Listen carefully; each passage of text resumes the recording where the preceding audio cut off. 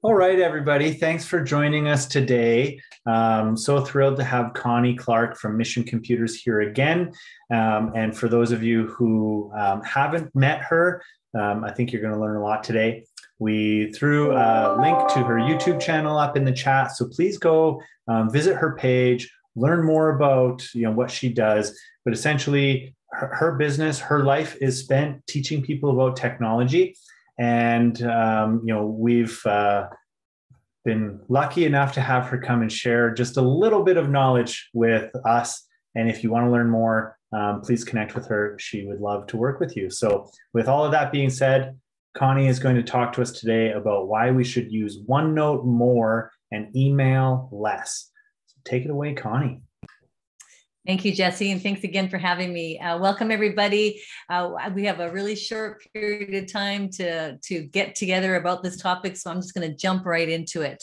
OneNote is probably one of my most favorite applications right now, and I definitely believe that if you start using OneNote the way it's meant to be used, you will find yourself using email less.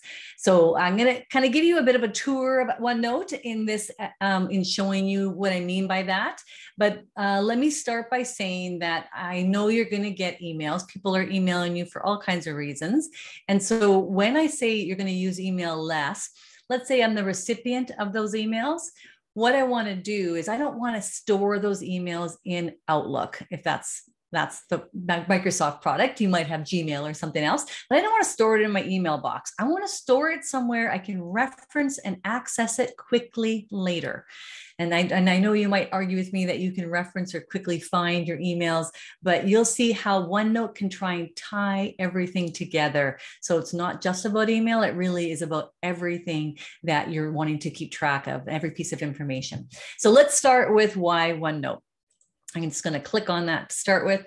So I'm in a OneNote notebook with this presentation because I thought, what better way to do this than to actually show you with the actual product? I could have done a PowerPoint, but that's no fun. Let's show the product itself. So on this page of my OneNote, you see that it's talking to you about why you might want to think of OneNote as a tool for you to use within your organization or even personally. It really comes down to the fact that it's a giant digital notebook. It can keep track of so much information. And I don't know about you, but I love to be organized. But, to be organized seems to be the words. I'm always trying to be organized, and so someone might say, well, you are organized, Connie, but it's really, it's a constantly evolving thing because information's coming at us so fast, right? So I'm always looking at better ways to track information. And OneNote is one of those wonderful things that I found to help me with this organization. So I'm predicting if you take on this tool that you'll be able to get rid of not only some of your emails out of your inbox or whatever folders you're keeping them in, but you'll get rid of sticky notes and all those loose files on your desk, or maybe you have things tacked on your wall right now. Maybe you're trying to remember stuff in your head, or you got something tied around your finger. I'm not sure, but you can probably get rid of all of that if you start using this product a bit more. So let's go back and look at what I mean. So first off, you're going to see that I'm kind of jumping back and forth in my OneNote notebook. So I'm just going to give you a little bit of a opening to how I'm doing that. And so I'm in OneNote, by the way, for Windows 10. There's more than one OneNote out there. So I should actually mention that. There's OneNote, which is, they just simply call it OneNote. There's nothing else after it. And that's part of the Microsoft 365 package, but it's actually the older version of OneNote. So Microsoft was going to get rid of that version, but they had so many people that said they didn't want them to, that they kept it around. Eventually they're going to merge that one with this one, but right now you have two. So if you have a Windows PC, a Windows 10 PC, then you will have OneNote for Windows 10 available to you and OneNote. I like OneNote for Windows 10 personally because it's a newer product and it has newer features in it. So if you're using an older version, you can still do the things I'm talking about. It's just some of the screens are going to be a little bit different. So I'm going to go over on the left side, and this is one of the differences, by the way. In Windows 10, all of my sections are on the left side. So right away, if you're looking at a OneNote on your computer and your sections or tabs, those colored things I have over here, if they're on the top, you are using the other version of OneNote. And by the way, OneNote can live on just the web app. You don't even have to have it on your desktop computer. It can just be on the web, and you can log into OneNote as long as you have a Microsoft account. And you can even get a free OneNote. You can get OneNote also on your iPad, on your tablet, Android tablet, on your phone, and of course on a Mac as well. The Mac tends to look more like this version. Okay, so I'm navigating around because these things in my OneNote page are links. And so I'm just showing you what can be inside OneNote, and then I'll get to the email thing as well. So I'm jumping from page to page because this link is just taking me to a different page. So I'm just going to go back. I have a back button here. I want you to watch that slowly, or I'm going to slow it down. So right now I'm in my introduction section. So that's a section of my notebook for classroom. And these are the pages in my section. And I'm on the OneNote instead of email page. Let me just go to a different section. Let's say advanced topics. Notice the page has changed. I'm on the shortcut page here. So see how if you have a binder with tabs in it, that's kind of the equivalent layout there. If you have a spiral notebook and you've put little tabs in it, or there was tabs that came with it, that's again a similar layout. But let's go back to my page. I'm just going to use the back button to get to it. And so I can link to a page, and the next page I'm linking to is just typing. So the reason I want to show you this is that, I mean, some of the stuff that we're communicating with other people about is just information. We're sharing some kind of information with them, and maybe we're emailing it to them and they're emailing back their information. If we have OneNote sitting in our Teams program, so if you're using Teams and you're using OneNote within Teams, then you don't need to email back and forth about that project or about that information that you want to reference together. You can simply have a page or a section devoted to it, and everybody can contribute. So that's a shared OneNote. And even if I'm not in Teams, if you're thinking to yourself, well, Connie, I'm not in Teams, you can still share. There is a share button up here. You can share your entire notebook. So the wording there, be careful of, because that I said entire notebook. I can't just share this one page or this one section. It has to be the entire notebook. So that's why it does work well in Teams for that reason. But it just means you have more than one notebook. I mean, who hasn't had more than one notebook in their lifetime? Come on. Let's be real. So you're going to have more than one notebook because you have different reasons to have that notebook. So typing, plain old typing, don't email it to me. Just put it in the notebook on the page that is about that topic, right? So that's one way of dealing with it. Let's go back out of here. Sometimes I might want to access a website and know how many of you have too many bookmarks, or maybe you haven't bookmarked enough, so you're going through your history to try and find that page that you looked at last week. This is another way of getting around it. So I know I promised you to talk about email only, but sometimes someone could email you a website link. But this is another scenario that I think this really helps me with in particular, is I can link, if I find a website that I like, guess whose website this is, and I want to keep that information that they're saying on that website, then I can actually use something called the OneNote web clipper. It's a little icon that will take a picture of, it'll grab the article for me from the website, and it'll reference, of course, where it came from. So it's not like I'm stealing it. And then it'll show me the article as well. I could do it that way, or I could even just, let me just show you what that looks like real quick. This is the web. You just look for OneNote web clipper for those of you that want to check this out. It's definitely worthwhile having.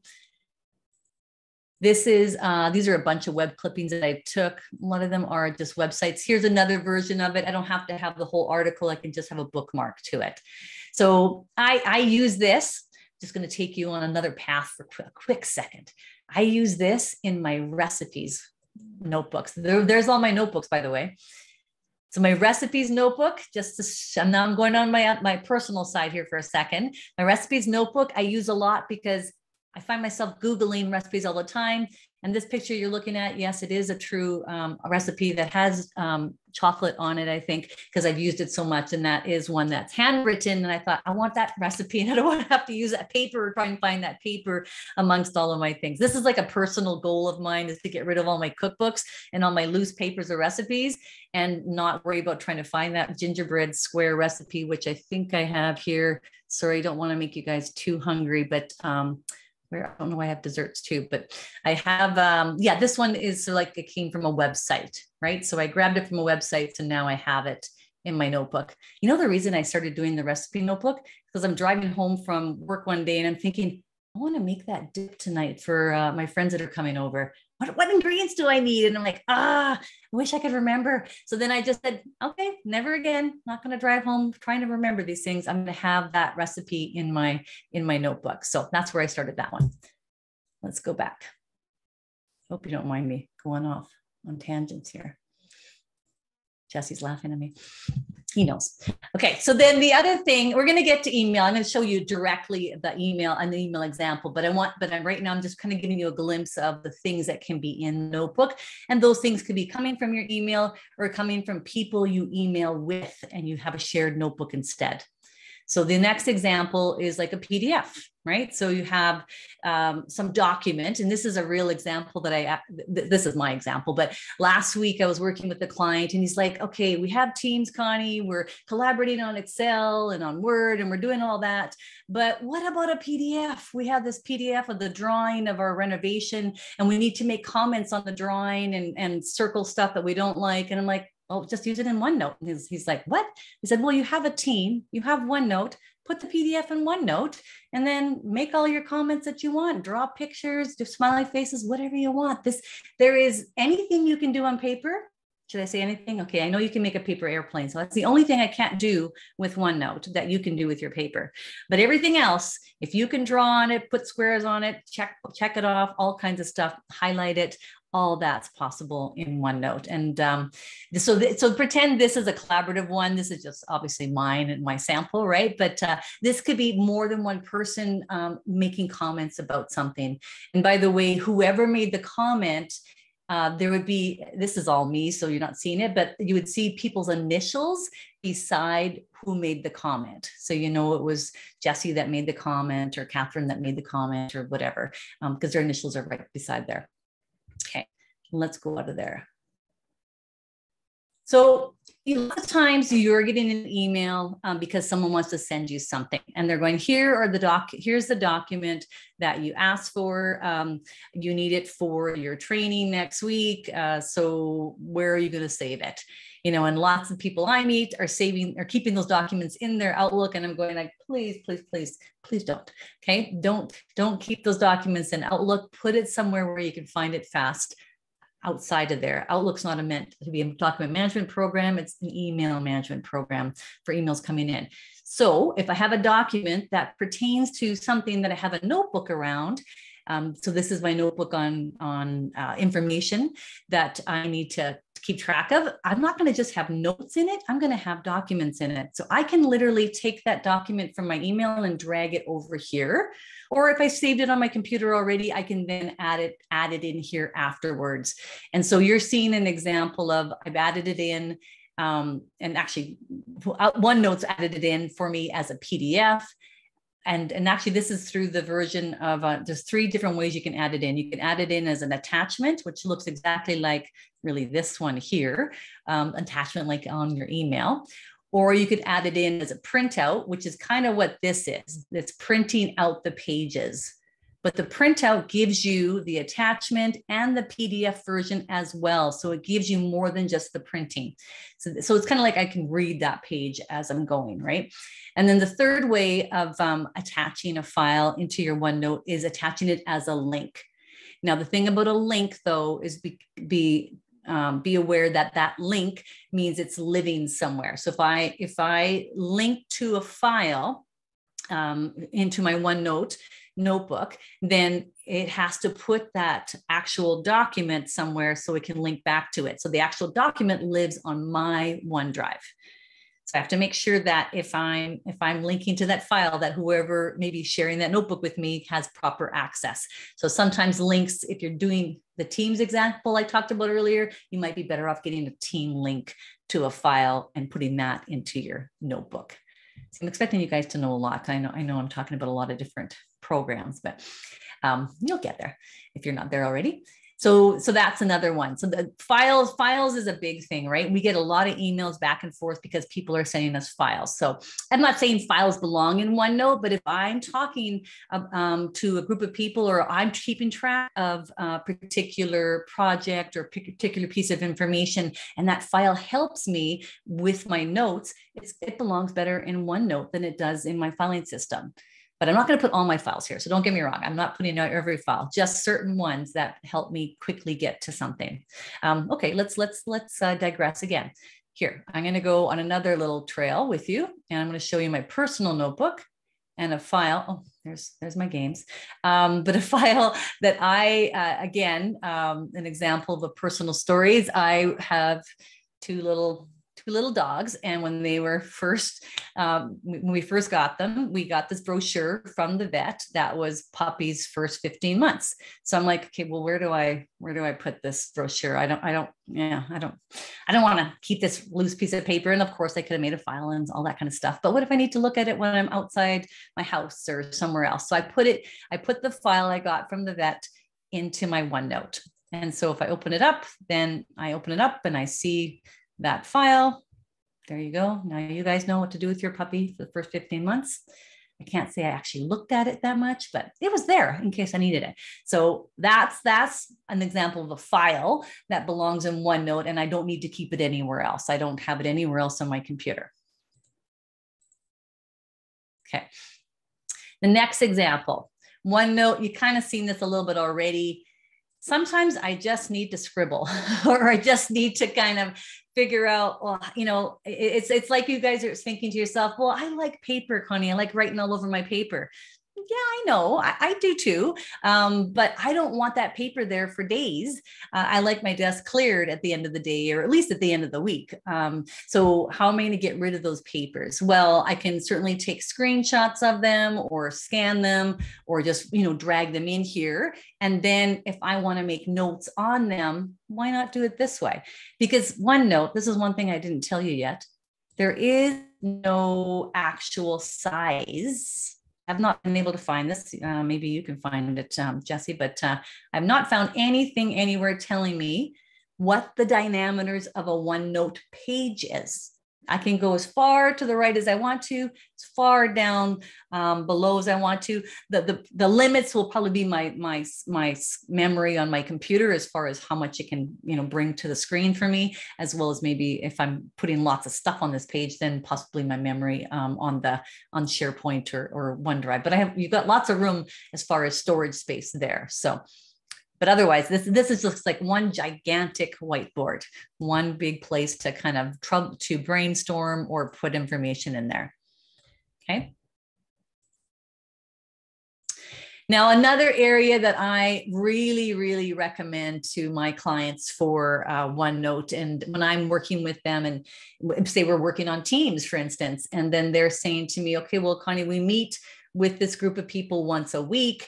And here's our agendas. We're emailing those agendas. We're emailing the minutes. We're emailing the supporting documents. But the email for the agenda came out 2 weeks ahead of time.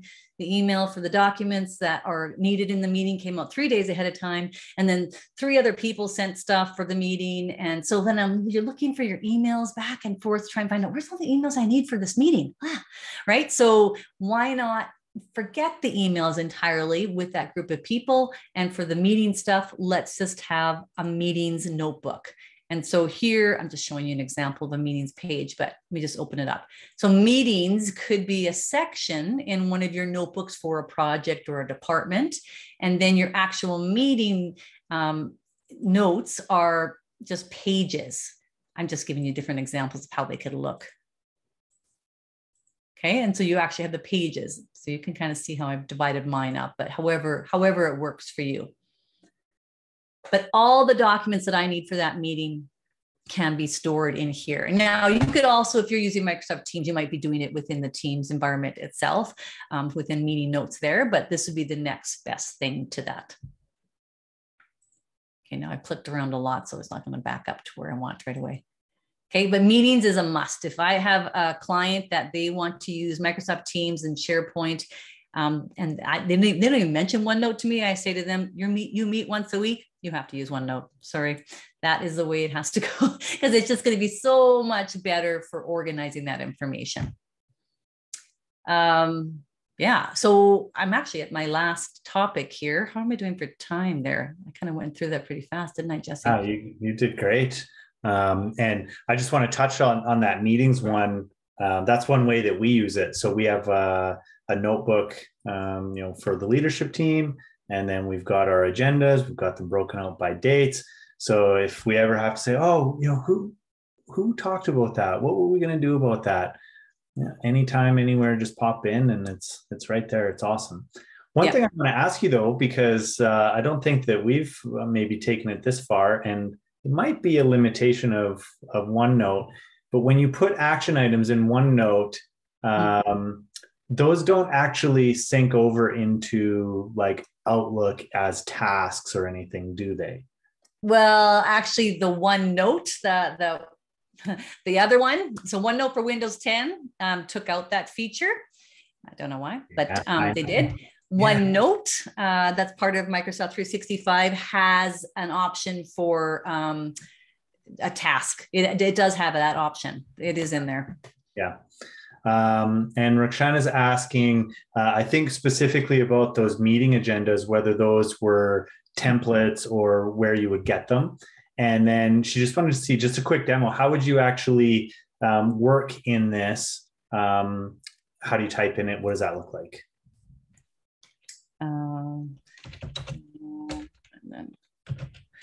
So you can see it. It's just like in Microsoft Word, except it's a lot more free form. So she's typing inside of those defined boxes.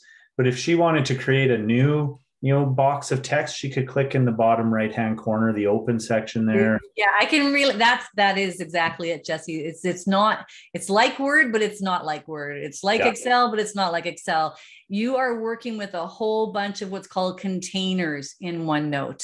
So it's meant to be, because you have this gigantic space, it's kind of like, if I had a notebook, are you guys always in the lines on your notebook? I mean, I know I'm not. So it's just letting you, hey, write whatever you want, but then it can get a little scary. So you do want to try and keep yourself contained in that container. So if you notice, this is a container, you can kind of see that box around it, but this is a container, this is a container, this is a container. So that's just how I arranged it.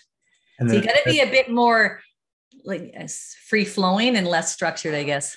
And the follow-up question is just, can you show really quick how you would draw on one of those? You want to see my drawings? Okay. Well, just how do you do it? I think. Yeah. Okay. So if we want to draw, we're actually using this draw toolbar. And really, I mean, I should be on my Surface when I'm doing this because I can use my pen. As soon as you use your pen, it's assuming you want to be in draw mode. But here, if I'm on my computer and I'm using a mouse, so it's really not going to be very pretty at all. I'm just in draw mode, in draw menu. I pick up a pen, and I could actually pick the size of the pen, the color of the pen, and there's all kinds of stuff. Delete means delete the pen. I don't want a pink pen anymore. I apparently have got like 4 big highlighters. I need to delete some of those, but let's just use the pink pen. Okay. And then we're going to try and type in. Oh, wow. And that is, well, except I don't spell my name with an I, but. I know, I didn't think you did, but so that's okay. That lets me show you the eraser. But even better. I erased everything. Hang on. It looks exactly like I would have signed my name. Let's fix it. Oh. No. Oh, there you go. Look at that. A really good drawer. I knew I kind of didn't think you did, but anyways, yeah. So the draw toolbar. The only problem with the draw toolbar is, and I do this all the time, is I'll pick it and then I can't get out of it. So as soon as you start clicking, it's already drawing. I'm like, hey, I'm leaving these dots everywhere. It's like so you want to turn the draw mode off by going to this little icon, which is select objects or type, and then draw mode is off. So I look like I have the measles here. So let me just fix that because I don't like that. Eraser. All the happy signs. Okay. Yeah. And then there's different kinds of erasers too. So drawing, yeah, this is very, there's a few things in here. Of course, there's even shapes and stuff like that. Yeah. So you get the idea, but do it on, do it with your iPad or your phone. Because of course you can have OneNote on your phone as well, and just download it like an app and then log into it as you would log into your Microsoft products on your computer. But I should just show you the ink to shape thing. So just for the drawing perspective here, if I wanted to draw, let's just take my hand at drawing again. We'll use the yellow. I want to draw a circle around something. Yeah, not so. I'm doing it on purpose. Well, actually not. Not so straight with that circle, or not straight is maybe not the right word, right? But it says here, you've got ink to shape. This one will make it look like you're a pro. Should have done that first. Then you can see how it fixes it, right? So I can't make a bad circle. I also can't, just go back here. Even if my square looks a little bit scary, it's going to fix it. But that's ink to shape. So if I turn that back off and I don't have it anymore, I can pick other shapes that I want to do, and those are standard shapes then I can use. It's just playing with a lot of this stuff, right? To get used to it. So, I think there was another question. Yeah, ink to shape feature. Exactly. It is one of the best ones. There's a couple of other things. Let me just go to a couple of other things that are really important for you guys to know if you're gonna play with. Oh, and by the way, I didn't turn my drawing pen off. I'm like, why is my? So if you don't turn your drawing pen off, this is good to know. If you go to your other menus, like the home ribbon, things are grayed out and you're like, what happened to my ribbon? It's because you're still drawing. So it's like, you can't really bold things or underline things when you're in draw mode. So make sure you go out of that draw mode. Okay, but where was I going to go with that? Okay, so the other thing that I wanted to talk to you about, I'm sorry that this looks a little scary now, is that the search area here is probably one of the biggest reasons that I would use OneNote over any. And I go, no, you guys are going to say, oh, I have search in my email. I search for everything. And not that that's how you talk, but that's how people talk to me. So I'm like, yes, I know you search for everything. But you found your email. But what about the document? Well, what about the notes you took? What about the phone call you had? So OneNote keeps it all together. It's not just about emails, but everything else you need to know. So you want to search for something. What should I search for? A puppy. Since we know I have puppies 15 months. And I don't have to remember what notebook it's even in. It found puppies first 15 months really quickly there. I don't know why it's under an RSS feed, but it is. So the search is very cool. Let me just go back. Oopsie, let's go back to my page again. The other thing that I use a lot in here is the tags. And so I know you were talking about the tasks, Jesse, but if I'm making notes and we're meeting about something and I need to keep track of, okay, I told Jesse I was going to do that. And then he told me he's going to do that for me and blah, blah, blah. Oh, I have this question I should ask him. I would use my tags. And so my tags are these things here.